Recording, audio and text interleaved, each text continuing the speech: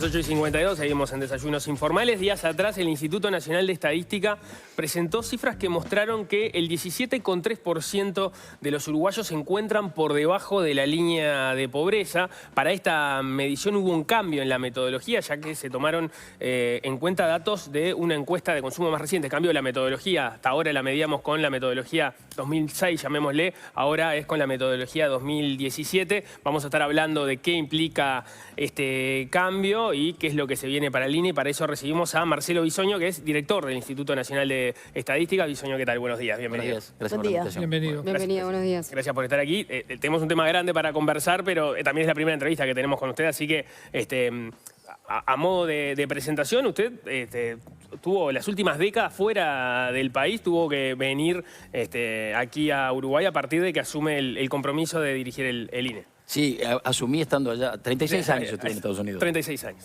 Y asumí el 3 de marzo estando allá y recién llegué hace 20 días. ¿Qué lo cautivó para tomar este desafío después de tanto tiempo afuera? Si tenés una hora te lo explico. No, tenemos un minuto. No, es un desafío y una oportunidad de contribuir. Yo me gradué en la Universidad de la República, así que le debo al país un montón de cosas. Tratando de compensar un poco esa deuda. Bien. ¿Y el Uruguay, 36 años después, cómo luce? Totalmente distinto. Un poco de lo que hablábamos fuera de cámaras, es totalmente distinto. Y yo creo que muchos uruguayos no son tan conscientes. Yo siempre digo cuando llego al INE y en general que tengo una gran ventaja, mi ignorancia. Es un aporte, es una visión distinta, es al venir de afuera. Hay que compensarlo con conocimiento. Pero la visión de afuera es muy interesante, el país es totalmente distinto. ¿Distinto mejor o distinto peor? Con respecto, bueno, hay que ver en qué periodo de partida. Yo creo que ha mejorado, hay un montón de cosas que han mejorado radicalmente, otras no. Otras no, pero es una conversación demasiado amplia. Uno llega a un aeropuerto que es totalmente distinto, la infraestructura se ha mejorado, hay fenómenos de indigencia, gente viviendo en la calle que es muy grave. En el 2002 uno paraba en una esquina y había niños pidiendo en todas las esquinas, y eso no se da. O sea, hay cambios que son importantes. Los patrones de consumo de la juventud son totalmente distintos a lo que teníamos nosotros, totalmente distintos. Ahora uno habla con un joven de 20 años y casi es muy probable que haya conocido Europa. No era algo que nosotros teníamos en nuestra época. Yo, la primera vez que viajé a Europa tenía 30 y pico de años y fui trabajando con el Banco Mundial. No conocía Europa. Digo, y así, o sea, autos, jóvenes que no se graduaron y tienen auto. Impensable en mi época para la clase media. Impensable. Estamos en el tema más o menos porque también Sí, tiene que ver con tema, los sí. cambios del consumo de Sí. bienes y alimentos y cómo se conforma la canasta de consumo. Lo traje a colación porque es uruguayos. exactamente Ahí eso, está. ese patrón de consumo. Sí. Hablemos de esto. El INE presentó en estos días esta nueva metodología. Ya les pido que nos muestren la placa porque ahí lo primero que les sorprende, tuvimos una introducción a este tema con el economista Matías Brum, pero vamos a explicarlo de nuevo. Lo primero que llama la atención es, nosotros veníamos con una pobreza, con esa metodología 2006, que nos daba en este momento, o al cierre de 2024, un 8,3% de pobreza. Es la línea naranja que están viendo allí. El cambio de la metodología 2017, llamémosle, nos lleva a identificar una pobreza en 17,3%. No quiere decir que aumentó la pobreza, porque si uno mira la línea azul y la línea naranja, se comportan más o menos de la misma manera. Cada vez que sube la pobreza o baja la pobreza en una metodología, aumenta o baja en la otra. Pero sí implica que tenemos más pobreza. ¿Qué implica este cambio de metodología? Bueno, esto no es solo un cambio de metodología. Hay gente que habla de metodología y canasta juntos, sí, y hay gente que habla de metodología y canasta por separado. Podríamos hacer la canasta 2017 y aplicarle la metodología 2006 y viceversa.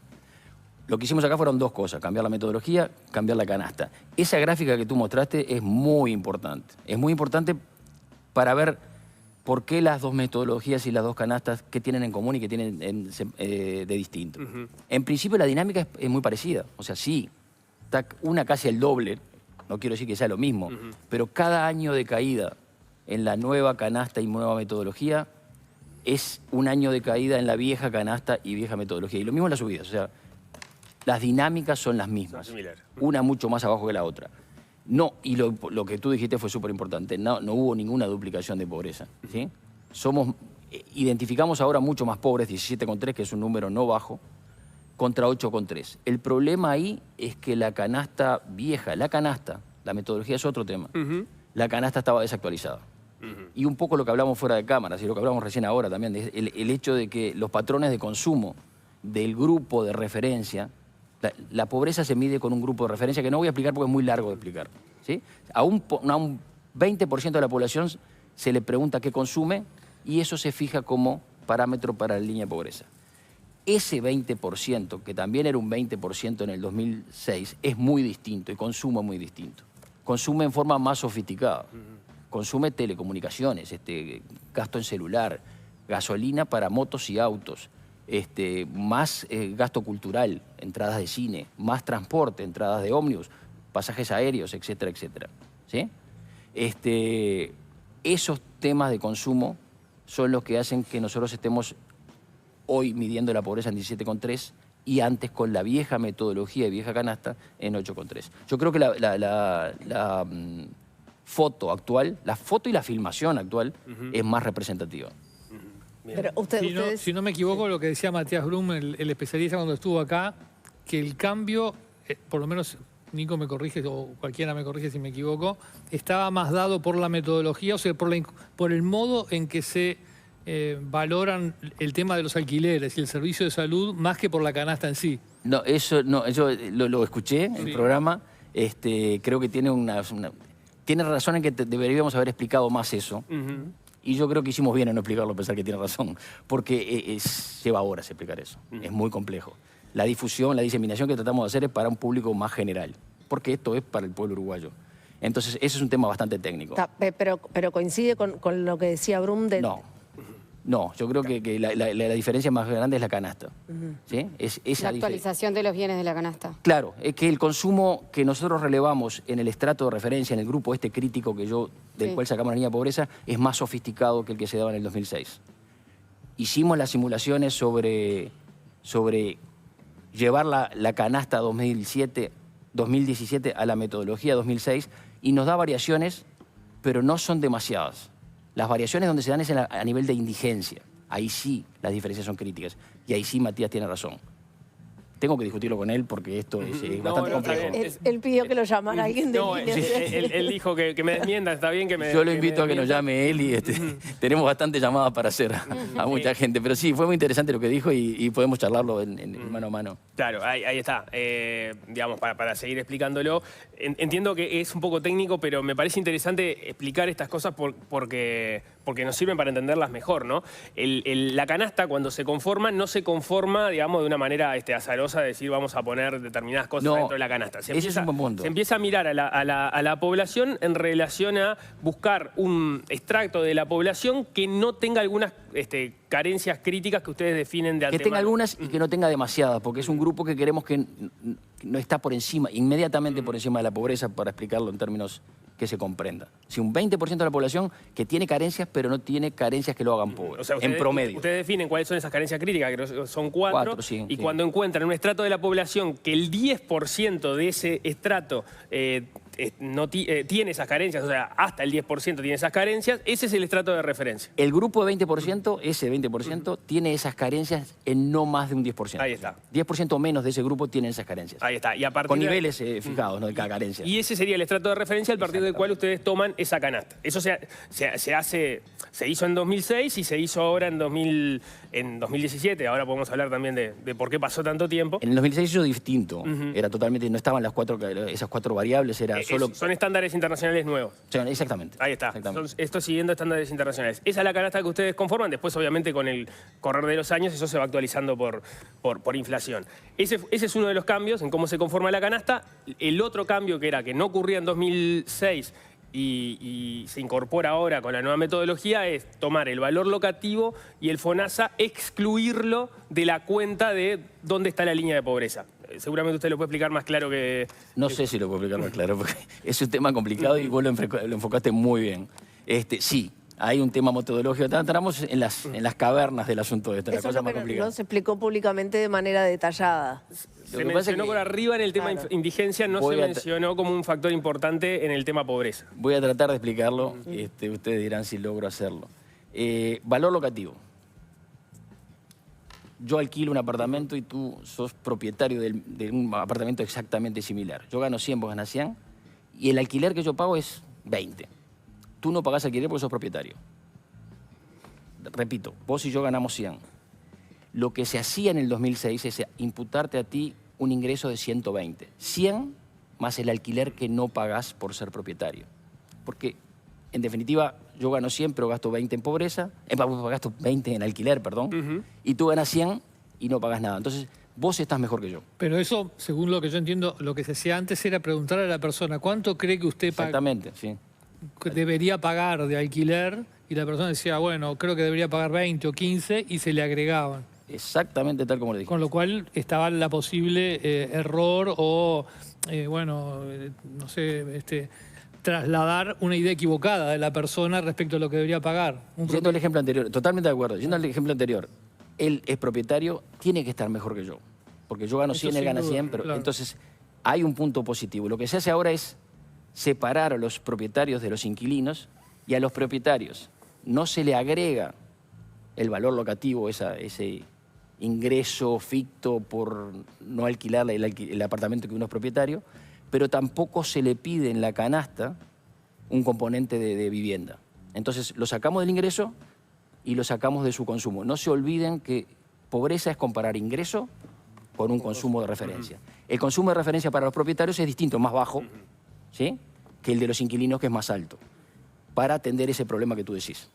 O sea, yo ahora no le imputo más a esa persona el ingreso de lo que podría sacar por su alquiler, pero tampoco se lo cobro en la canasta el compuesto de vivienda. Y hago un tratamiento diferencial, inquilinos y no inquilinos. Hay una Tienen canasta distinta a los inquilinos que a los no inquilinos. Tiene sentido, era algo que antes no se consideraba, pero parece bastante obvio. Las ¿no? técnicas de medición evolucionan, sí, sí. Si te dijera la cantidad de cosas que parecen obvias y en el pasado no se hicieron, pero tenés razón, sí, sí.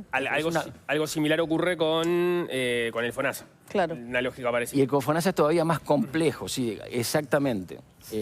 Exactamente lo mismo pasa con el FONASA. Antes se imputaban las cápitas como ingreso y se ponían en el consumo, en la línea de pobreza. Hoy no se ponen las cápitas en el ingreso y tampoco se le demanda en la línea de pobreza, en la canasta básica. Lo que el otro día señalaba como un ejemplo que me parece muy claro, Matías, era que si en una familia había 13 personas y había uno que cubría el FONASA de todos, se le imputaba como si recibiera un montón de dinero imposible para esa familia. Eso hacía, entre otras cosas, que la indigencia medida con la canasta vieja fuera casi nula, 0,3% al 2024. Entonces, es un ingreso que la gente no puede disponer.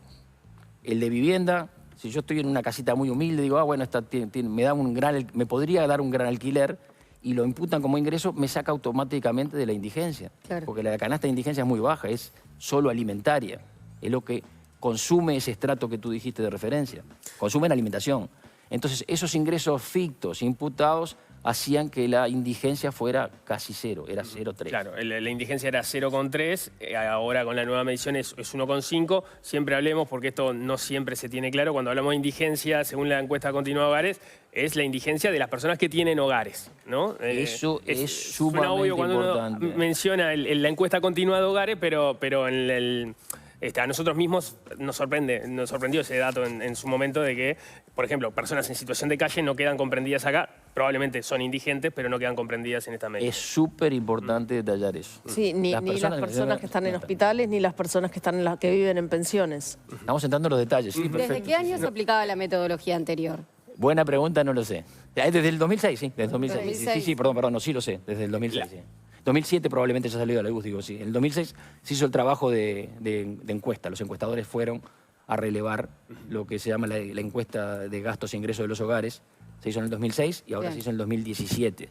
Y habrá salido a la luz no sé cuándo, pero algunos años después. Esta sale muy tarde. A propósito de eso, ¿qué visión tiene? Algo lo mencionó sobre la oportunidad en la cual salían estos nuevos datos, que quedaron sobre el cierre de la gestión anterior y el inicio de esta. ¿Cómo ve que se haya demorado este tiempo? No tengo, hubieron muchos eventos en el país, estuvo el censo, estuvo el COVID. Pero de todos modos, que una metodología y una salida a campo salga en el 2017 y aparezca a la luz en el 2025, con un gobierno funcionando, nuevo funcionando, es un problema. Es un problema serio. Ahí uno podría decir, bueno, si fue 2017, también estuvo el 2018, 2019. O sea, digamos, los últimos 2 gobiernos podrían haberla instrumentado y no lo No hicieron. sé si llegaba. Esto tendría que haber salido a la luz en el 2021, probablemente. Y O el 2020, pero el 2020 fue un año imposible. Claro. El año 2020 era un año imposible. Tengo entendido que como parte de los compromisos de transición, o por lo menos los temas de conversación en la transición, está el compromiso del INE de ya empezar con una nueva encuesta de gastos e ingresos para actualizar ya la de 2017. Sí, el INE está con complicaciones presupuestarias. Ese es el censo es una actividad increíble que le tocó a mi antecesor y es muy difícil de hacer con los recursos que el INE cuenta. La encuesta de gastos e ingresos de los hogares es otra actividad no tan importante como el censo, pero bastante costosa, que vamos a tener que encarar probablemente el otro. Si no el año que viene, el otro. ¿Y hay están en la mira algún otro cambio significativo en los próximos años de medición de otras cosas? Estamos reviendo los temas que fueron complicados sobre empleo. La discusión que hubo al final, al terminar el periodo anterior entre el Ministerio de Economía y el Instituto de Estadística, estamos reviendo esos números. Esos son... Todo lo que tenga visión política es complicado para nosotros, porque al INE le pegan de un lado y del otro. Pero reviendo, ¿de qué forma? ¿En la forma de medirlo? Estamos tratando de llegar a una medida única que contemple todos los problemas que hay de medición. Sí. Para acabar con la disputa de cuántos empleos se crearon o cuántos empleos no se crearon. Nosotros nos preocupa cuánto se crea, nos preocupa dar una serie de tiempo, y las series de tiempo son siempre complejas. Uniforme, una única serie de tiempo que agote la discusión.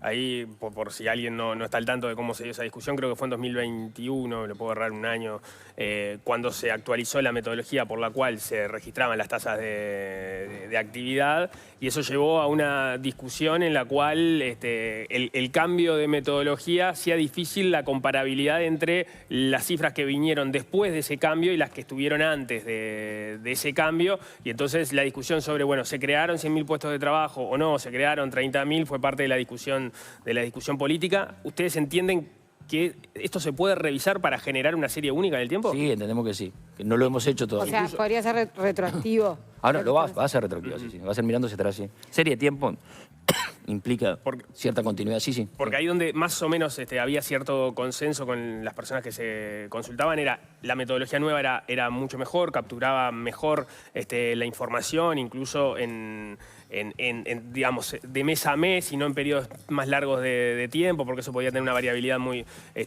grande con la metodología anterior, pero era muy difícil reconstruir para atrás. O sea, ustedes tienen una mirada de que eso sí se puede hacer y reconstruir para atrás. No, es difícil, pero lo vamos a hacer, sí. Es posible. En este sentido hay un dato que había generado bastante polémica, que era, capaz que no estás al tanto por tu ausencia en el Capaz país, que no estoy al pero tanto, sí. bueno, igual te lo pregunto. Adelante. Se cubre por las dudas.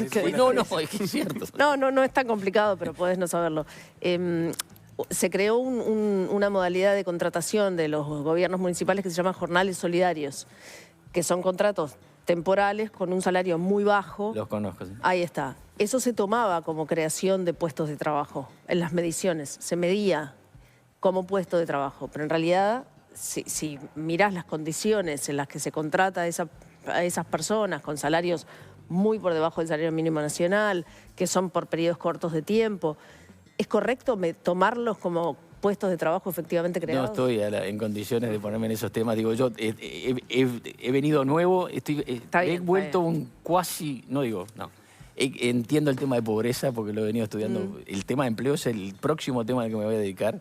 Lo que te puedo decir es que vamos a sacar una línea que va a ser la más representativa y la vamos a defender. La vamos a estudiar y la vamos a defender, y creo que con eso vamos a resolver el tema. A algunos les gustará, a otros no les gustará, pero sí, estamos, por lo que estuve hablando, estamos en condiciones de hacer ese trabajo y de generar una línea. ¿Le parece que es un error innovar en determinadas metodologías y no poder y perder la comparabilidad con datos? No, hay que innovar y hay que buscar la mejor comparabilidad posible. A veces es tremendamente difícil. Hay que buscar la mejor solución posible a eso. Pero innovar es necesario. Algo que se discute mucho es el tema de la calidad de los empleos que se crean. ¿Eso hay alguna forma de...? Estamos fuera de tema. Sí. No, porque no quiero seguir por ahí porque vine a hablar de pobreza. ¿Hay alguno sobre el tema de la pobreza, ¿no? Las cifras que teníamos, que eran tan, de algún modo, tan Bueno, lindas de ver, porque la indigencia era casi cero prácticamente, la pobreza estaba abajo del 10%, si éramos un país con muy pocos pobres, digamos, durante muchos años ese era el dato que salía públicamente. ¿Cómo se veían del Banco Mundial de Estados Unidos? Bueno, eso es Me súper interesa ese importante. punto. A mí también me interesa ese punto. ¿Cómo nos veían? Y yo creo que en la presentación que hicimos de pobreza nos tomamos el trabajo de comparar con otros países. Uruguay compara... Yo estuve 15 años de mi vida laboral trabajando en el directorio, entre el directorio del Banco Mundial y el directorio del BID. Eso hace que mi compañero al lado sea el director por Japón y el otro el de Honduras. ¿Sí? La comparación internacional es de todos los días y está bien que sea así. Una forma de mirarse uno al espejo, ver cómo se miran los otros.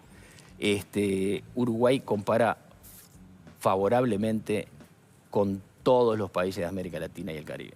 Ahí hay que aclarar, ustedes lo dijeron en la... Ahí voy. Ah, sí, perfecto. No, para comparar no se pueden usar estos datos. Hay que usar datos que nos midan a todos igual. Es como si yo te midiera en pulgadas y a mí en centímetros. Vas a quedar más bajo porque la pulgada es más grande. O sea que es difícil. No es el número de pulgadas tuyo va a ser muy por debajo del número de centímetros mío. Eso es lo que está pasando. Hay que ver, para comparar hay que ver metodologías que sean comparables. El CEPAL lo hace, el Banco Mundial lo hace. En esas dos medidas, Uruguay es uno de los dos países menos pobres de América Latina, por lejos. En CEPAL somos el menos pobre de América Latina, en el Banco Mundial somos el segundo menos pobre junto con Chile. Y los que vienen después están duplicando y más la pobreza.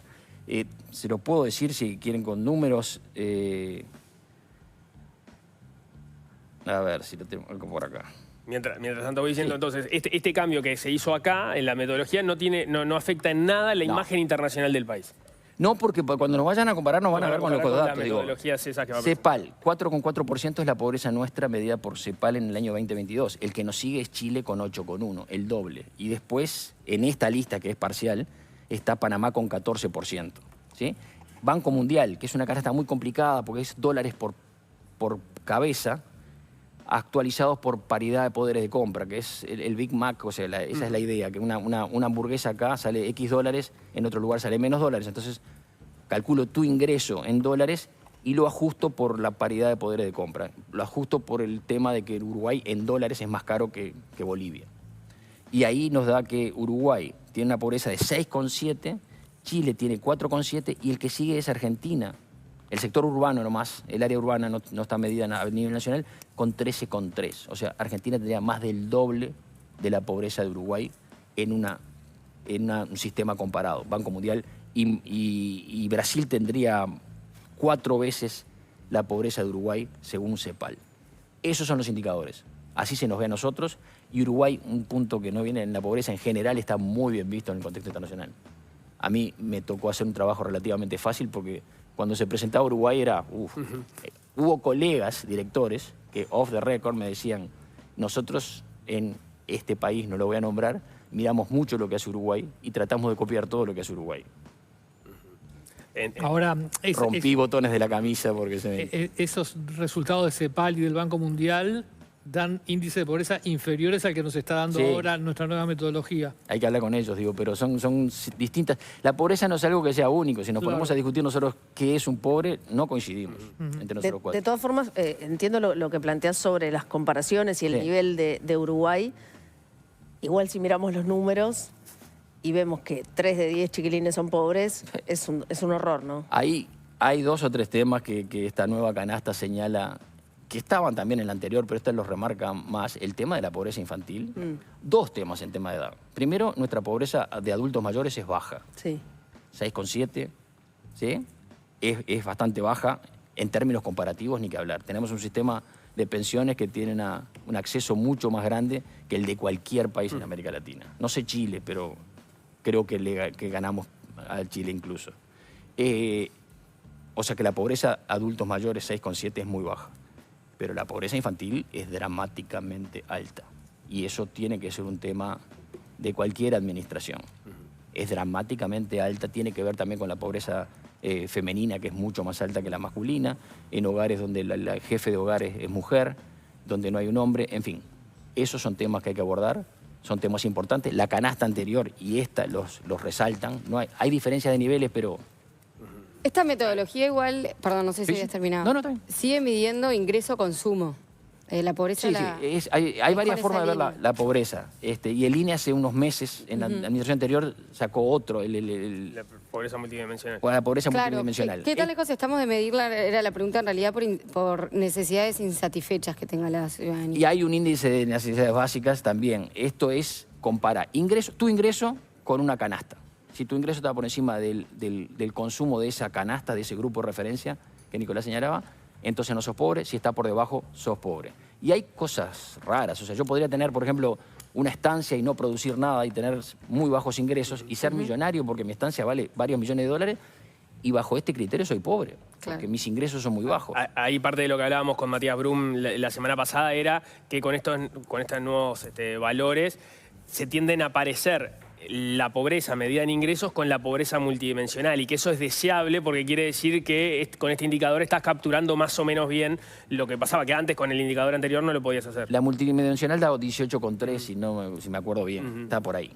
Y esta es 17,3 y son muy, muy similares. Es una grata coincidencia porque las metodologías son totalmente distintas. Y esto, Pero eso aporta. El hecho que sean similares aporta. la última nada más tenemos que cerrar, pero de estos 3 cambios que introdujo el INE, ¿hay un elemento más distorsivo, uno de estos 3 que te parece que haya complicado más la cuenta a la hora de calcular? A ver, de vuelta la pregunta. Me refiero a estos 3 cambios que introdujo el INE, si hay alguno de ellos que haya sido más complicado a la hora de calcular Bueno, la pobreza en el pasado, o sea, que la haya maquillado más de alguna manera. Bueno, el valor locativo es el que tiene más incidencia en el cambio, en indigencia sobre todo. O sea, en la canasta pasada, al poner en los ingresos el valor locativo, eliminábamos los indigentes. Claro. No había un indigente que tuviera un hogar. Y acá, como tú bien dijiste, se trata de pobreza en los hogares. Sí. Ese fue el que más distorsionaba quizás las cosas. Para indigencia, decís. Para indigencia, indigencia, sobre para todo para pobreza. indigencia. Lo la hacía para discusión- pobreza, pero lo hacía mucho más para indigencia. Está la discusión de cuánto influye eso en los valores de pobreza. Según ustedes en el INE, ahí lo que más influyó es la sofisticación de la canasta, no así esta exclusión del valor locativo y el FONASA, que era lo que planteaba Matías Brum, que según sus cálculos, por lo menos para un 75% de las personas que estaban medidas, entendía que la línea de la pobreza le daba más baja con la nueva medición que con la anterior, algo que Como que el señalaba ahí que era FONASA, contraintuitivo. El FONASA es un tema a discutir. Y se discutió Contemplar el muchísimo. FONASA hacía que los números de pobreza fueran más benévolos, digámoslo de alguna manera. Pero lo que pasa es que el FONASA es un valor importante en el pobre. Sí, la metodología lo excluye. Yo cuando entré tuve varias discusiones sobre el tema FONASA, porque el FONASA es algo que nos hace menos pobres, sin Claro. lugar a dudas. No sé. Lo que pasa es que tiene una incidencia tan grande en nuestro país que nos saca el sistema integrado de salud, tiene una accesibilidad del 95%, o sea, nos hace mucho menos pobres. Ahora, reflejarlo acá generaba otros problemas. No es una solución, esto está mal, esto está bien, es discutible. Y discutimos mucho al respecto. Me imagino. ¿Ah? Bien, Marcelo Bisoño, muchísimas gracias. No, Muy gracias a amable, ustedes, muy es un amable. placer. Gracias. Gracias. Tenemos que cerrar antes, le tenemos que dar una triste noticia. El ex